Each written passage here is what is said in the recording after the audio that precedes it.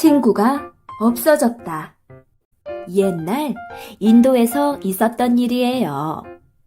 한 스승과 12제자가 여러 나라를 돌아다니며 깨달음을 얻기로 했어요. 그런데 스승과 12제자는 좀 어리석은 데가 있었답니다. 어느 날 스승과 12제자가 강가에 도착했어요. 제자들이 강을 건너려고 하자 스승이 소리쳤어요. 물러서라! 이 강은 위험해! 많은 사람들이 이 강물에 빠져 죽었느니라. 강이 잠들 때까지 기다렸다가 건너가자. 스승과 제자들은 강가에 모닥불을 피우고 둘러앉았어요. 스승이 한 제자에게 말했어요. 강가로 가서 강물이 자고 있는지 깨어 있는지 알아보고 오너라. 제자는 불붙은 나무 토막을 들고 강가로 살금살금 다가갔어요. 그러고는 나무 토막을 조심조심 강물에 담가 보았어요. 쉬! 당장에 요란한 소리가 나며 김이 피어올랐어요. 제자는 깜짝 놀라 뒷걸음을 쳤어요. 스승님, 강이 생생히 깨어있지 뭡니까? 제가 나무 토막을 건드리자마자 뱀처럼 슉 소리를 내며 김을 내뿜는데 지금 강을 건넜다가는 큰일 납니다. 스승이 제자에게 말했어요. 강이 잠들 때까지 모두들 숲에서 쉬도록 하여라. 숲에서 쉬고 있을 때 한 제자가 말했어요. 옛날에 말이야, 우리 할아버지가 소금꾸러미를 실은 당나귀를 데리고 이 강을 건너게 되었거든? 그런데 강을 건너고 보니까 강이 소금을 몽땅 훔쳐가지 않았겠나? 할아버지는 목숨을 잃지 않은 것만도 다행이라고 생각하셨지. 다른 제자가 말했어요. 이 강은 정말 못된 도둑이로군. 이튿날 스승과 제자들은 아침 일찍 일어났어요. 스승이 제자에게 말했어요. 아직도 강물이 깨어있는지 알아보고 오너라. 제자는 불 꺼진 나무 토막을 들고 강가로 갔어요. 조심조심 강물에 나무 토막을 담가 보았더니 슉! 소리도 나지 않고 김도 나지 않았어요. 제자가 스승에게 달려와 말했어요. 스승님! 강이 잠들었습니다. 강이 깨기 전에 서둘러 건너야 합니다. 스승과 제자들은 서로 손을 잡고 조심조심 강을 건넜어요. 무사히 강을 건너자 그들은 서로 얼싸안고 좋아했어요. 그때 제자 한 명이 말했어요. 모두들 무사하지? 정말 무시무시한 강이었어. 다들 잘 건너왔는지 내가 세어볼게. 제자는 한 사람 한 사람 수를 세어 보았어요. 어리석게도 자기는 쏙 빼놓고 말이에요. 그는 깜짝 놀라 스승에게 달려갔어요. 스승님! 큰일 났습니다. 12명밖에 없습니다. 한 명이 강물에 빠져 죽었나 봅니다. 스승이 깜짝 놀라며 말했어요. 뭐라고? 네가 다시 한번 세워보거라. 얼른 다른 제자가 나서서 수를 세기 시작했어요. 그 제자도 자기를 빼놓고 센 건 말할 필요도 없지요. 분명히 한 명이 모자랍니다. 12 제자들이 모두 나서서 세어보았어요. 몇 번을 세어도 12명밖에 되지 않았어요. 스승이 나서서 세어보았지만 마찬가지였어요. 스승과 12 제자는 친구 한 명을 잃었다고 울고불고 난리를 피웠어요. 그리고 친구를 앗아간 강물에게 온갖 욕설을 퍼부었어요. 이 나쁜 강물아! 너는 죄 없는 우리 친구를 삼켰어! 못된 강물아! 바싹 말라버려라! 쓰레기로 가득 차버려라! 그들이 울고 있을 때 한 나그네가 지나가게 되었어요. 나그네가 왜 그러냐고 묻자 그들은 강이 친구를 삼켰다고 대답했어요. 그런데 나그네가 속으로 헤아려 보니 13명이 다 있는 거예요. 나그네는 그들이 어리석어서 술을 잘못했다는 걸 눈치챘죠. 나그네가 나쁜 마음을 품고 말했어요. 내가 강물에 빠져 죽은 사람을 마술로 살린다면 어떤 보답을 하시겠소? 아유, 마술사님, 우리 친구를 살려만 주신다면 가진 것을 모두 드리겠습니다. 스승과 제자들은 돈과 물건들을 모아 나그네에게 주었어요. 나그네는 제자들에게 쇠똥을 한 바구니 주워오라고 시켰어요. 그러고는 스승과 제자들 앞에 쇠똥을 늘어놓고 엎드리라고 말했어요. 자기 앞에 있는 쇠똥에 코를 찍으시오. 나그네는 엉터리 주문을 외더니 쇠똥에 찍힌 코가 몇 개인지 세어보라고 했어요. 제자들이 얼른 쇠똥에 찍힌 코 자국을 세었어요. 누가 세어봐도 13개가 분명했죠. 스승과 제자들은 기쁨을 감추지 못했어요. 친구가 살아 돌아왔다. 마술사님, 정말 고맙습니다. 정말 고맙습니다. 나그네는 스승과 제자들의 인사를 받으며 제갈 길을 가버렸답니다. 호랑이에게 왜 줄무늬가 생겼을까? 구름 한 점 없이 맑은 날이었어요. 동물들은 울창한 숲에서 사이좋게 놀고 있었죠. 영차, 영차. 너구리와 토끼는 누가 더 멋진 굴을 만드는지 내기를 하고 있었어요. 좋아!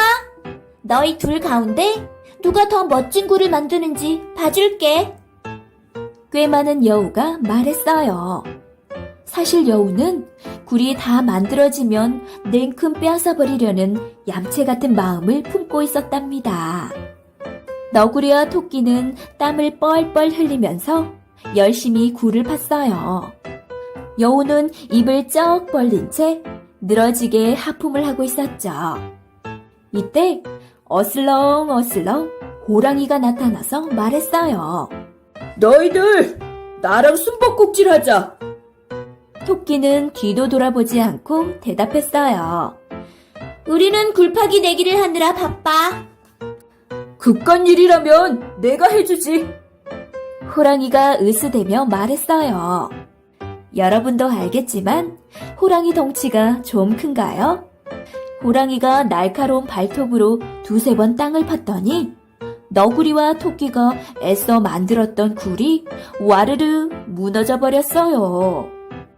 너 때문에 이게 뭐야? 너구리와 토끼는 화를 내며 멀리 가버렸답니다.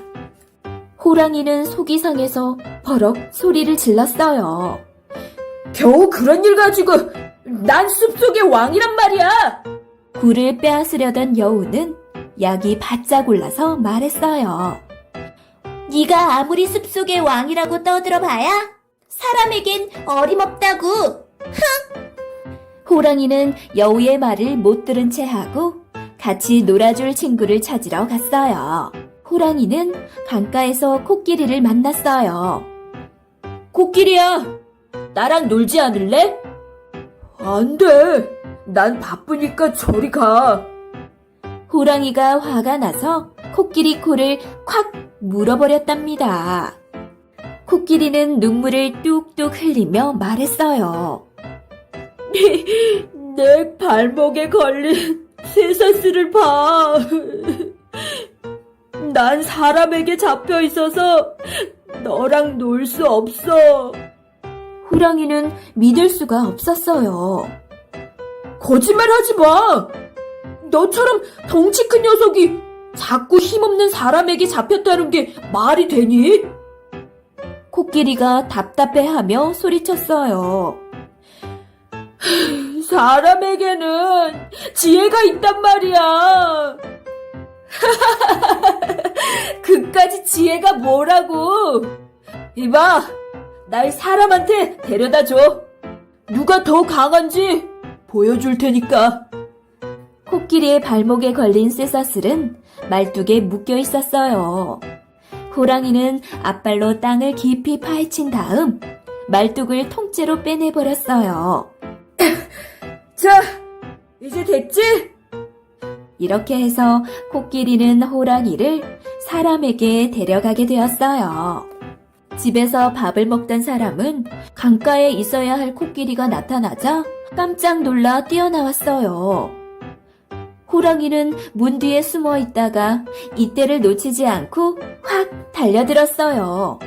그리고 자랑스럽게 말했어요. 어때?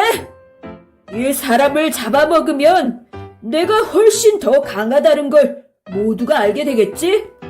사람은 겁이 나서 와들와들 떨었어요. 코끼리는 너한테 지혜가 있다고 했는데 그것도 별 쓸모가 없는 모양이구나. 호랑이의 말을 듣고 사람은 꾀를 냈어요. 지혜로운 사람을 찾고 계셨군요. 지혜로운 사람이라면 집 안에 있어요. 호랑이는 그 말에 귀가 번쩍 뜨였어요. 그래? 그럼 당장 데리고 나와. 사람이 머뭇거리면서 말했어요. 지혜로운 사람은 겁이 많아서 쉽게 나오려 하지 않을 거예요. 성질 급한 호랑이는 애가 탔어요. 그럼 어떻게 해야 나오지? 사람은 웃음을 꾹 참고 말했답니다. 호랑이님을 묶어두면 나올 거예요. 어리석은 호랑이는 단단히 묶이게 되었어요. 자, 이제 빨리 데려와. 조금 뒤 집으로 들어갔던 사람이 채찍을 들고 왔어요. 지혜로운 사람은 어디 있지? 내가 바로 지혜로운 사람이야. 거짓말! 아까는 네가 아니라고 했잖아. 아직도 모르겠니? 내 지혜 덕분에 네가 이렇게 꼼짝없이 붙잡혔잖아. 지혜는 머릿속에 들어있는 거야. 사람은 채찍으로 호랑이를 찰싹찰싹 때리기 시작했어요. 아파라. 호랑이는 너무 아파서 펄쩍펄쩍 뛰었어요. 그 모습을 보고 코끼리가 웃음을 터뜨렸어요. 호랑이가 꼭 춤을 추는 것 같았거든요.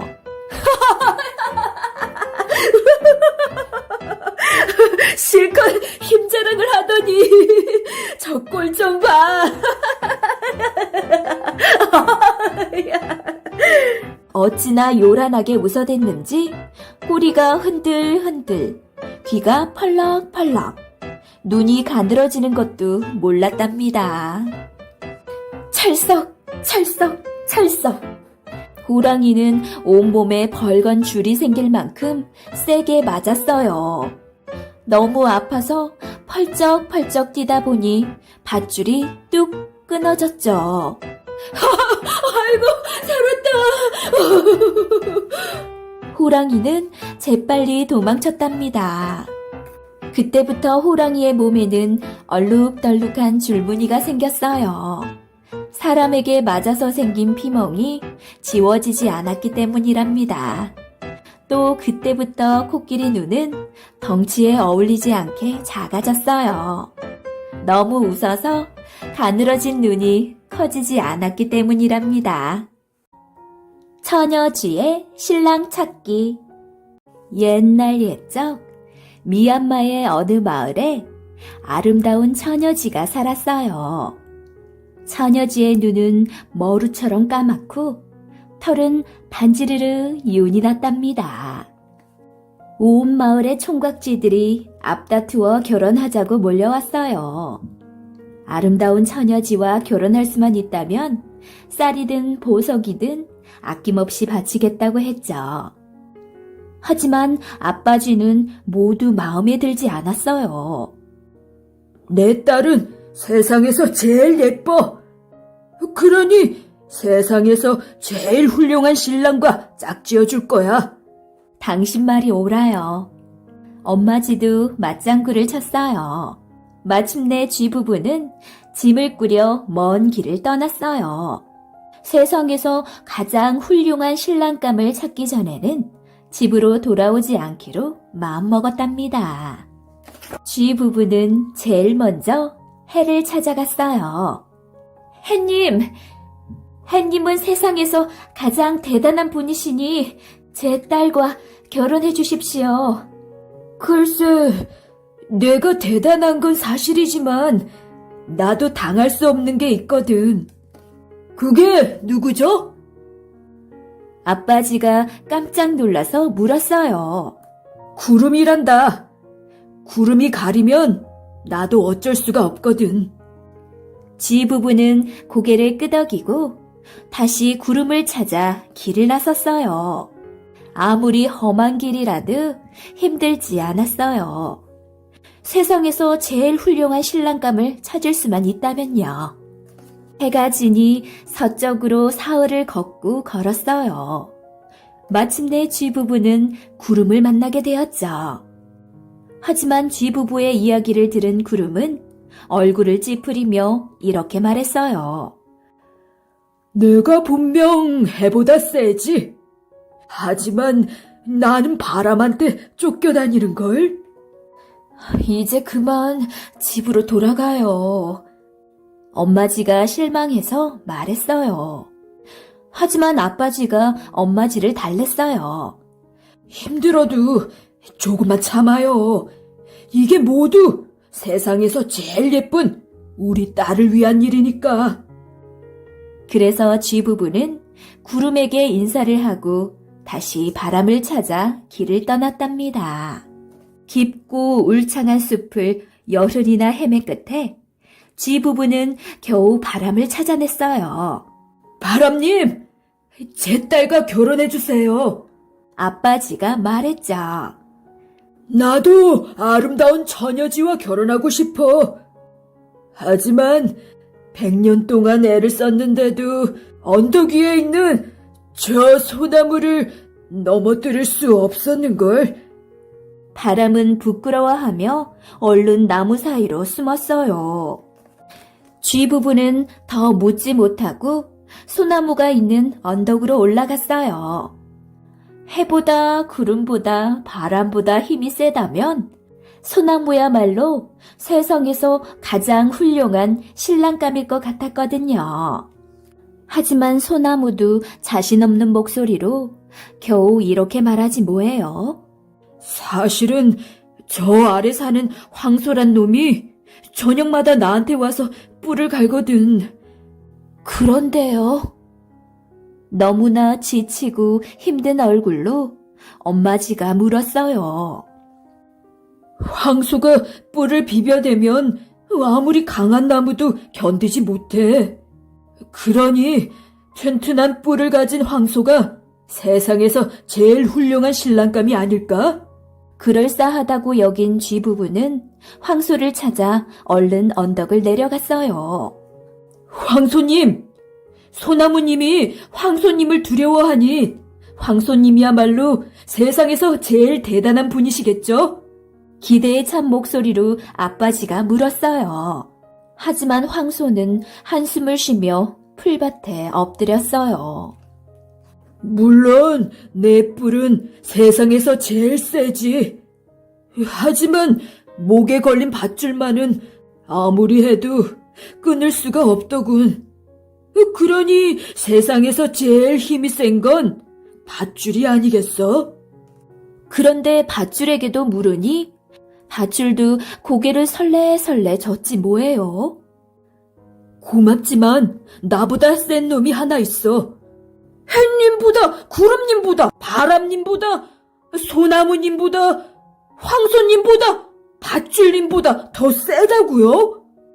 도대체 그렇게 강한 분이 누굽니까? 화가 난 아빠지가 버럭 소리를 질렀어요.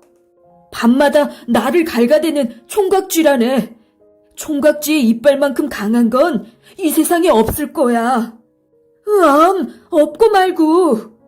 마침내 쥐 부부는 세상에서 제일 훌륭한 신랑감을 찾아낸 거예요. 쥐부부는 서둘러 마을로 돌아왔어요. 그리고 모든 총각지 가운데 가장 힘세고 용감한 총각지를 찾았죠. 세상에서 제일 아름다운 처녀지는 그 총각지와 결혼을 했답니다. 곰이 된 사냥꾼. 옛날에 걸어서 멀리라고 하는 인디언 사냥꾼이 살았어요. 어느 날 곰이 슬픈 얼굴로 말했어요. 며칠 있으면 사냥꾼들이 와서 나를 죽일 거예요. 그때 땅에 피가 떨어지면 나뭇잎으로 덮어주세요. 사냥꾼들이 당신을 데리고 산을 내려갈 때는 꼭 뒤를 돌아봐 주시고요. 걸어서 멀리는 조용히 고개를 끄덕였어요. 그리고 곰의 얼굴을 어루만져 주었답니다. 이틀 밤이 지났어요. 해가 솟아오르자 굴 앞에서 컹컹컹 개 짖는 소리가 들려왔어요. 인디언 사냥꾼들은 굴 안을 살피다가 큰 곰이 보이자 얼른 화살을 쏘았어요. 곰은 나무 토막처럼 털썩 쓰러지고 말았어요. 사냥꾼들은 곰을 굴에서 끌어냈어요. 그때 한 사냥꾼이 소리쳤어요. 잠깐! 저 굴 안에 곰이 또 있다! 사냥꾼들은 재빨리 활을 겨누었어요. 하지만 곧 깜짝 놀라고 말았어요. 굴 안에 있던 시커먼 것은 곰이 아니라 지난해에 사라진 친구였던 거예요. 사냥꾼들은 걸어서 멀리를 반갑게 맞았어요. 무사해서 다행이네. 자네 부인이 좋아할 걸세. 사냥꾼은 곰의 가죽을 등에 지고 신이 나서 산을 내려갔어요. 걸어서 멀리는 얼른 마른 나뭇잎을 긁어 모아 땅에 떨어진 곰의 피를 덮어주었어요. 산 모퉁이를 돌 때에는 잊지 않고 곰의 말대로 뒤를 돌아보았죠. 그러자 곰이 마치 땅속에서 솟아나듯 낙엽을 헤치고 일어서는 게 보였어요. 곰은 몸을 두어 번 흔들고 나서 조용히 숲으로 걸어 들어갔답니다. 마을 가까이로 갔을 때 걸어서 멀리가 말했어요. 나를 사람들 눈에 띄지 않는 곳에 숨겨주게.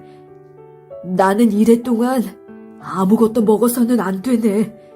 그렇게 해야 내 몸에서 곰의 넋이 빠져나가 다시 사람이 될 수 있다네. 사냥꾼들은 걸어서 멀리의 말대로 해주었어요. 마을에서 멀리 떨어진 빈 집에 숨겨두고 아무에게도 말하지 않기로 한 거예요. 그런데 비밀이란 언젠가 드러나게 돼 있나 봐요. 어떤 사람이 걸어서 멀리의 이야기를 퍼뜨렸던 거예요. 마침내 걸어서 멀리의 아내도 그것을 알게 되었죠. 아내는 당장 걸어서 멀리가 있는 집으로 달려왔어요. 하지만 걸어서 멀리는 아내를 만나주지 않았어요. 아내는 날마다 울면서 남편을 찾아왔어요.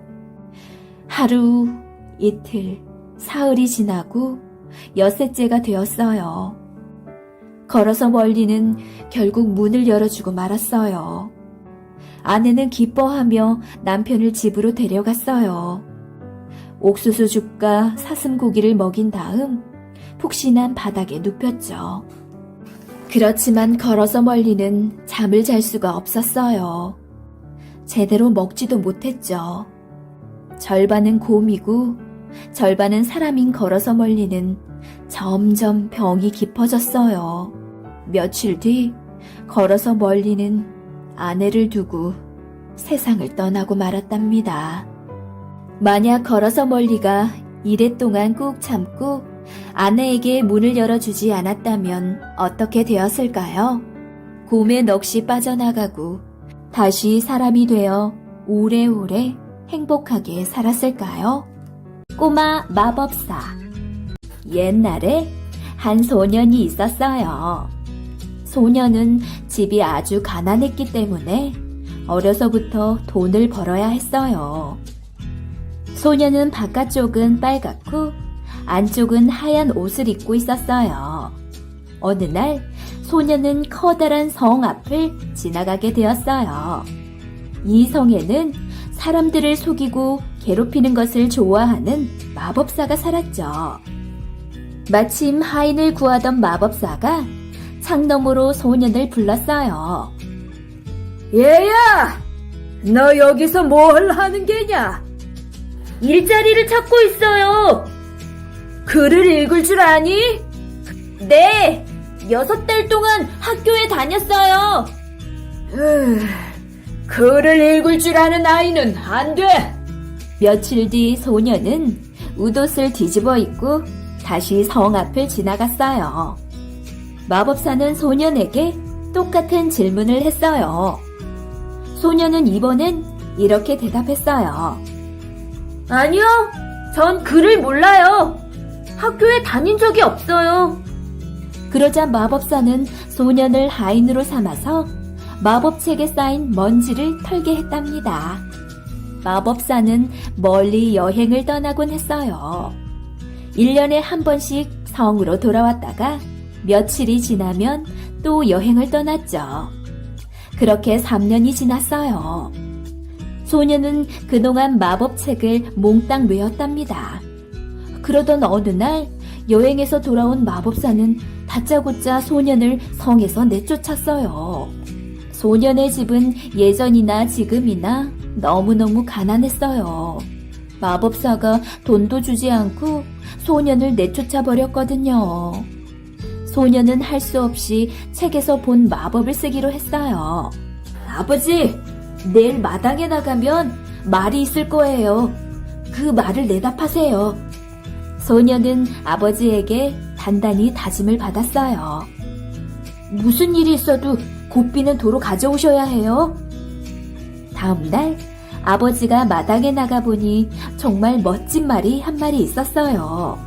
아버지는 좋은 값에 말을 팔고 고삐를 주머니에 잘 챙겨 넣었어요. 그런데 조금 있다 보니 소년이 뒤따라오는 거예요.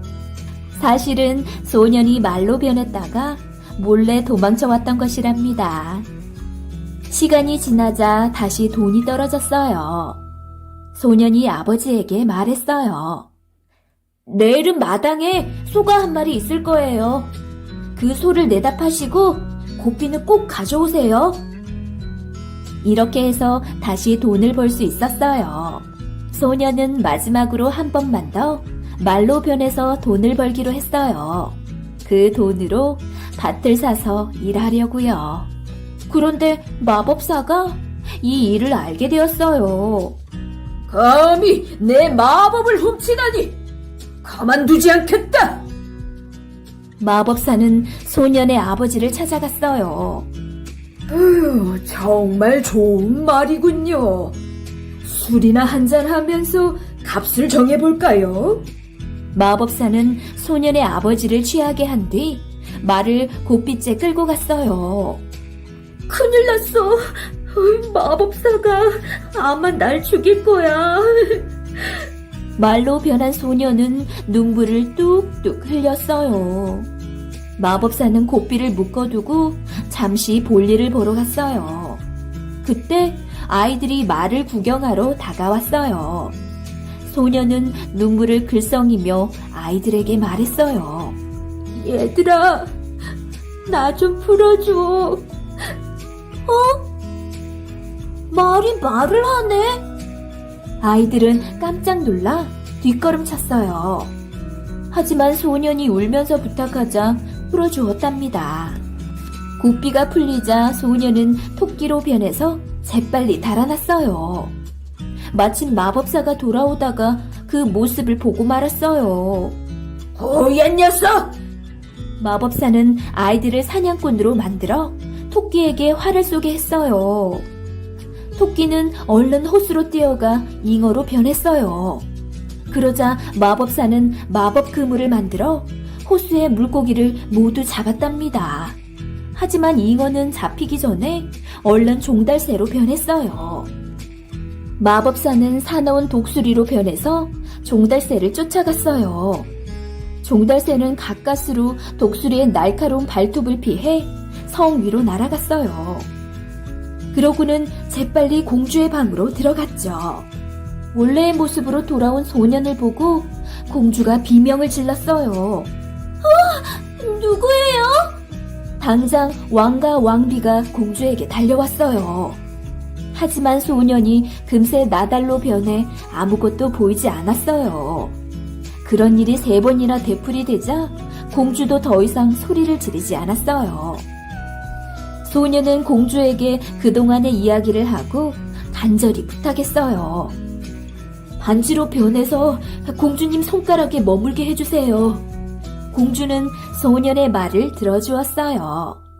그런데 마법사가 그 사실을 곧 알아챘어요. 마음씨 고약한 마법사는 왕을 병들게 하고 말았어요. 공주님이 끼고 있는 반지를 주면 제가 병을 깨끗이 고쳐드리겠습니다. 왕이 공주에게 말했어요. 얘야, 어서 반지를 드려라. 공주는 반지를 마법사에게 주는 척 하다가 소년이 미리 말한 대로 바닥에 떨어뜨렸어요. 그러자 반지는 여러 개의 나달이 되어 확 흩어졌답니다. 마법사는 나달을 쪼아 먹으려고 수탉으로 변했어요. 그때 소년이 재빨리 여우로 변했어요. 소년은 수탉을 냉큼 잡아먹었어요. 그 뒤 소년은 공주와 결혼하여 오순도순 행복하게 살았답니다. 당나귀 울음소리. 먼 옛날 모로코의 깊은 산속에 숫장사 할아버지와 당나귀가 살고 있었어요. 당나귀는 할아버지처럼 늙었지만 목청이 유난히 좋았어요.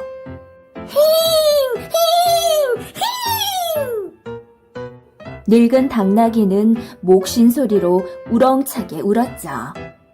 숫장수 할아버지에게는 가족 같은 당나귀가 있어서 깊은 산속에서 살아도 무서울 게 없었답니다. 어느 날 숫장수 할아버지는 정성스레 만든 숯을 당나귀 등에 가득 싣고 장으로 갔어요.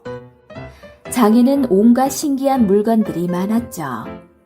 여러 가지 향신료, 울긋불긋 화려한 양탄자, 아름다운 무늬의 도자기가 셀 수 없이 많았어요. 숫장사 할아버지는 자리를 잡고 숯을 펼쳐놓았답니다. 숯 사세요. 좋은 나무만 골라 오랫동안 구운 숯이요. 하지만 아무도 사려는 사람이 없었어요. 영감님, 요즘 같은 날씨에 누가 숯을 사겠소? 저 늙은 당나귀도 달긴 틀렸구려. 저렇게 볼품이 없으니 내 당나귀 정도 돼야 팔리죠. 야, 이 양반아! 이 녀석은 가족이나 마찬가지라고. 숫장사 할아버지는 당나귀 장수에게 화를 냈어요.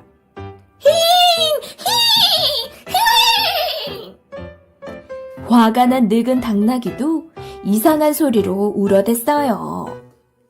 다른 곳으로 가보자꾸나. 숫장사 할아버지가 늙은 당나귀에게 말했어요.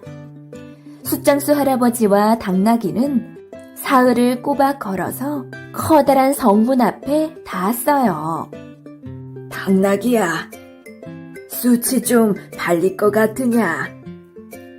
숫장수 할아버지는 기대를 품고 성문으로 들어섰어요.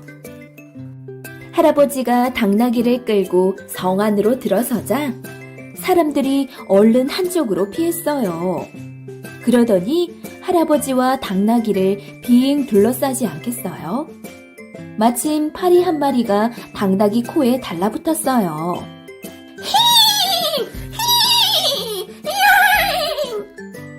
당나귀가 발을 구르며 큰 소리로 울었어요. 사람들은 깜짝 놀라서 순식간에 흩어졌답니다. 괜찮으니 놀라지 마시오. 숫장사 할아버지가 사람들을 안심시켰어요.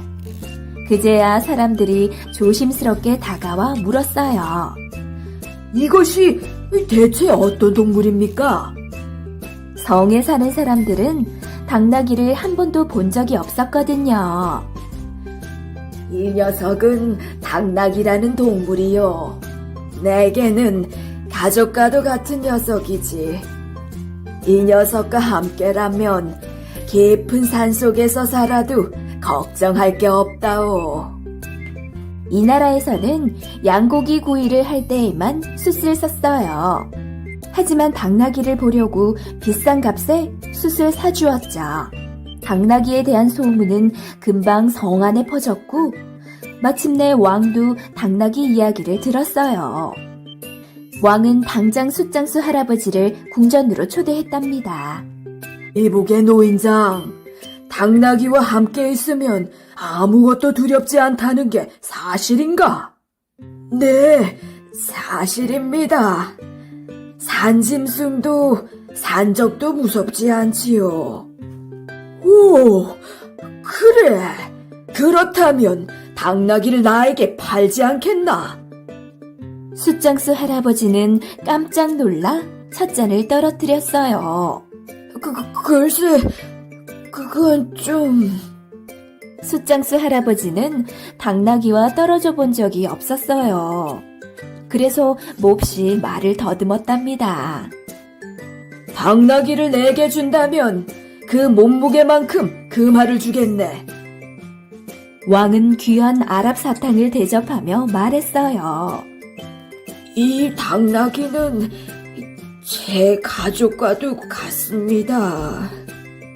숫장수 할아버지는 울먹이며 대답했어요. 당나귀를 아끼는 노인장의 마음은 잘 알겠네. 하지만 우리나라에는 적이 자주 쳐들어오니 저 용감한 당나귀가 꼭 필요하다네. 왕은 숫장사 할아버지에게 간절하게 말했어요. 당나귀야, 건강하게 잘 살아라. 숫장사 할아버지는 왕의 부탁을 들을 수밖에 없었어요. 할아버지는 한참 동안 늙은 당나귀를 어루만져 주었어요. 왕이 준 낙타에 당나귀 무게만큼의 금화를 싣고 숫장사 할아버지는 터덜터덜 집으로 향했답니다. 그날부터 당나귀는 아주 귀한 대접을 받았어요.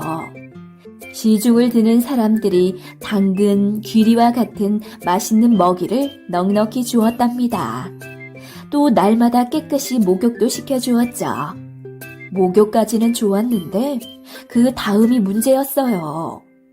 뻣뻣한 솔로 쓱쓱 싹싹 당나귀 몸을 빗어댔거든요.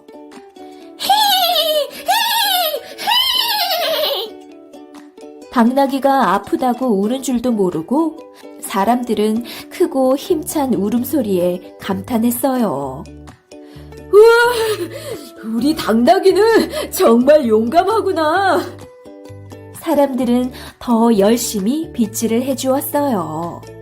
게다가 당나귀 털을 반질반질하게 만들 향기로운 기름도 발라주었답니다. 그러던 어느 날 이웃나라에서 쳐들어왔어요. 우리한테는 용감한 당나귀가 있으니 걱정 없다. 왕이 백성들을 안심시켰어요. 시중을 드는 사람들은 당나귀를 성문 밖에 내놓으려고 정성껏 빗질을 하고 털을 매만졌어요. 따가운 빗질에 놀란 당나귀가 또 울어댔죠.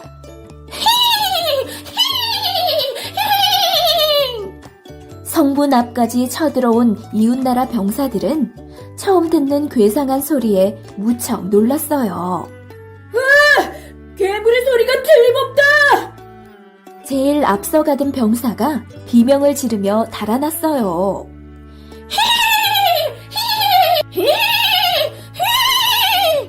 다시 한번 당나귀가 크게 울었어요. 그러자 이웃나라 병사들은 걸음아 날 살려라 하고 모두 도망쳐 버렸답니다. 백성들은 이웃나라 병사들이 도망치는 것을 보고 기쁨에 넘쳐 두 손을 번쩍 치켜들었어요. 만세! 만세! 만세! 우리 당나귀가 적을 물리쳤다! 우리 당나귀가 적을 물리쳤다! 그 뒤로 당나귀는 영웅이 되었어요. 당나귀가 가끔씩 울어주기만 해도 백성들은 마음을 놓으며 기뻐했답니다. 숫장수 할아버지는 어떻게 되었을까요? 늙은 당나귀와 바꾼 금화 덕분에 부자가 되었죠. 할아버지는 그 금화로 어려운 사람들을 도우며 살다가 당나귀가 보고 싶어서 성 가까이로 이사를 왔어요.